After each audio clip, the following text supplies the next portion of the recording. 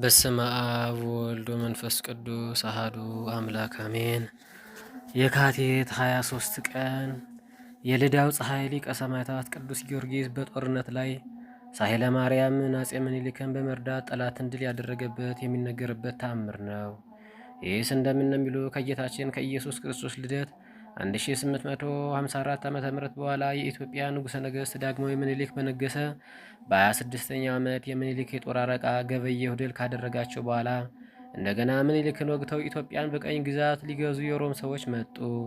ከዚህ በኋላ የኢትዮጵያው ንጉሠ ነገሥት ዳግማዊ አጼ ምኒልክ ሀገሬ ኢትዮጵያን እወዳለሁ የሚል ኢትዮጵያዊ ሁሉ በአስቸኳይ ይነሳ፣ መስቀለ ሞቱንም ተሸክሞ ይከተለኝ።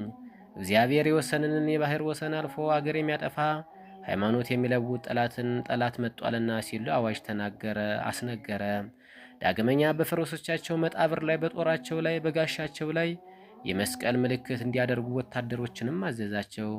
መስቀል ጠላትን ድል አድራጊ እንደሆነ አስቀድሞ ያውቅ ነበርና። ከዚያም ተነስቶ ወደ ትግራይ ክፍለ ሀገር ዘመተና ከትግራይ አውራጃዎች አንዷ የምትሆን አድዋ ከምትባል አገር ደረሰ። የሳህለ ማርያም አጼ ምኒልክ ሚስት ወለተ ሚካኤል እቴጌ ጣይቱ በንጉሱ ትእዛዝ ታቦተ ቅዱስ ጊዮርጊስን አሲዛ ከሊቀ ጳጳሱ ከአባ ማቴዎስ እንዲሁም ከቀሳውስቱ ከመነኮሳቱ ጭምር ከንጉሱ ጋር ወደ ጦርነት ተጓዘች። በዚያ ጊዜ የአክሱም ጽዮን መነኮሳትና ካህናት የእመቤታችንን ስዕል አድኖ ይዘው ወደ ንጉሱ ወደ ምኒልክ መጥተው ከሊቀ ጳጳሱ ከነ አቡነ ማቴዎስ ጋር ተቀላቀሉ። ከዚያም ሌሊቱን ሙሉ ጸሎተ ምህላ ሲያደርሱ አደሩ። ቅዳሜ ማታ ለእሁድ አጥቢያ ይኸውም የካቲት 22 ቀን ነው። ንጉሥ ኃይለ ማርያም አጼ ምኒልክ የጦር ልብሱን ለብሶ ከሰራዊቱ ጋር ወደ ጦር ግንባር ሄደ። ከዚያም ከሮማውያን የጠላት ጦር ጋር ተገናኝቶ ከሌሊቱ በ11 ሰዓት ጦርነቱ ተጀመረ። የንጉሥ ኃይለ ማርያም ሚስት ወለተ ሚካኤል ጣይቱን ሌሊት በታቦተ ቅዱስ ጊዮርጊስና በእመቤታችን ስዕል ፊት በጸሎትና በስግደት እያደረች ሲነጋ ወደ ጦርነቱ ቦታ በመሄድ እጅግ የሚያስደንቅ ያነጋገሩ ኃይል ቃለ በጦርነቱ መካከል እየተገኘች ለንጉሱ ወታደሮች የሞራልና የብርታት ድጋፍ ትሰጣቸው ነበር። በእውነትም ለተመለከታት ሁሉ እንደ ኃይለኛ ተጋዳይ አርበኛ ትመስል ነበር እንጂ የሴቶች የተፈጥሮ ባህሪ በእርሷ ላይ አይታይባትም ነበር። የንጉሱም ወታደሮች የንግሥቲቱን የጀግንነት አነጋገር በሰሙ ጊዜ በእሳት ላይ እንደተጣደ የብረት ምጣድ ልባቸው ጋለ። ይልቁንም ላም እንዳየ አንበሳ፣ ፍየል እንዳየ ነብር የተወረወሩ በጦርነቱ መካከል በመግባት የጠላትን ጦር በሰይፍ የጨፈጭፉት ነበር። መጨረሻ መጽሐፍም ሹመቱን ሽልማቱን ያየ አርበኛ ከጦርነቱ ከሰልፍ ወደ ኋላ አያፈገፍግም ብሎ ተናግሯልና። በዚህ ጊዜ ንጉሥ ኃይለ ማርያም በጦርነቱ መካከል ሳለ ሊቀ ጳጳሱ አቡነ ማትያስ እንዲሁም የአክሱም መነኮሳት ሌሎቹ ካህናት በሙሉ ታቦተ ቅዱስ ጊዮርጊስና ስዕለ ማርያምን ይዘው ከንጉሱ በስተኋላ በደጀንነት ቁመው ጸሎተ ምህላ ያደርሱ ነበር። ንግሥቲቱ ወለተ ሚካኤል ጣይቱ በጸሎት ጊዜ በመዓልትም በሌሊትም ከነርሷ አትለይም ነበር።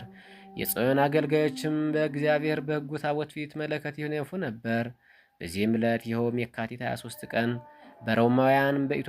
በሮማውያንና በኢትዮጵያን መካከል ከፍተኛ ጦርነት ሆነ። ወዲያውም በሰማይ ታላቅ ታምር ተደረገ። ይኸውም የቀስተ ደመና ምልክት ታየ። ከዚያም ቀስተ ደመና ውስጥ መልኩ አረንጓዴ የሚመስል ጢስ ይወጣ ነበር። ከዚያም ጢስ ውስጥ እንደ ክረምት ነጎድጓድ ያለ ድምፅ ተሰማ። ከዚያም የነጎድጓድ ድምፅ የተነሳ በሮማውያን ወታደሮች ዘንድ ከፍተኛ ድንጋጤ ሽብር ሆነ። ለመዋጋትም አልቻሉም። ይልቁንም ኃያሉ ገባሬ ተአምር ቅዱስ ጊዮርጊስ በአምባ ላይ ፈረስ ተቀምጦ ከነፋስ ሩጫ ይልቅ እየተፋጠነ በአየር ላይ በተገለጠ ጊዜ በግንባራቸው ፍግም እያሉ ወደቁ። የሮማውያን ወታደሮች የኢትዮጵያ ሕዝብም አምላካቸው ሊረዳቸው እንደመጣ ሲያዩ ተደሰቱ፣ ደስም አላቸው።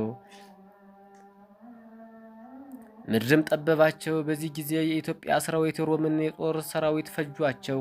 የተረፉትንም ማረኳቸው። ፈጽመውም እስኪያጠፋቸው ድረስ በሮማውያን ላይ በእግዚአብሔር ስልጣን የኢትዮጵያ እጅ እየበረታ ሄደ። ከዚያ በኋላ ንጉሡ ኃይለ ማርያም በእግዚአብሔር ኃይልና በተአምር አድራጊው በቅዱስ ጊዮርጊስ ተራዳኢነት የሮማውያን የጦር ሰራዊቶች በጦር ድል አድርጎ የድል አክሊል ተቀናጀ። ስለዚህም በዳዊት የምስጋና ቃል የድል ዘውድ ያቀናጀኝን እግዚአብሔር ባለ ዘመኔ ሁሉ አመሰግነዋለሁ፣ ለፈጣሪም ዘምራለሁ አለ። ሕዝቡም ሁሉ በክብር ከፍ ከፍ ያለ እግዚአብሔርን በፍጹም ምስጋና እናመሰግነዋለን። የሮማውያንን ኃይል ቀጥቅጦ አጥፍቷልና ሰረገሎቻቸውንም ሰባብሯልና ሰራዊቱን ሁሉ በምድር ላይ በትኗቸዋልና እያሉ አመሰገኑ። በፈጣሪው በኢየሱስ ክርስቶስ ኃይል በጦርነቱ መካከል የረዳቸው ቅዱስ ጊዮርጊስም በፍጹም ማድነቅ እያደነቁ አመሰግኑት። የሮምም የጦር ሰራዊት በኢትዮጵያ ፊት ተዋረዱ። ዳግመኛም በኢትዮጵያ ላይ እጃቸውን ከፍ ከፍ አላደረጉም። በምኒልክ ዘመነ መንግስት የኢትዮጵያ ከጦርነቱ በምኒልክ ዘመነ መንግስት ኢትዮጵያ ከጦርነት ለ40 ዓመታት ያህል አረፈች። የኢትዮጵያ ንጉሠ ነገሥት ምኒልክም ከአድዋ ጦርነት ከተመለሰ በኋላ አዲስ አበባ በምትባለው ከተማው መካከል በቅዱስ ጊዮርጊስ ስም የተዋበች ቤተ ክርስቲያንን ሠራ። ስሟንም ገነተ ጽጌ ብሎ ሰየማት። ሰማዕቱ ቅዱስ ጊዮርጊስ በጦርነት ሁሉ ይረዳው ነበርና የቅዱስ ጊዮርጊስ ጥበቃው ዛሬም አይለየን።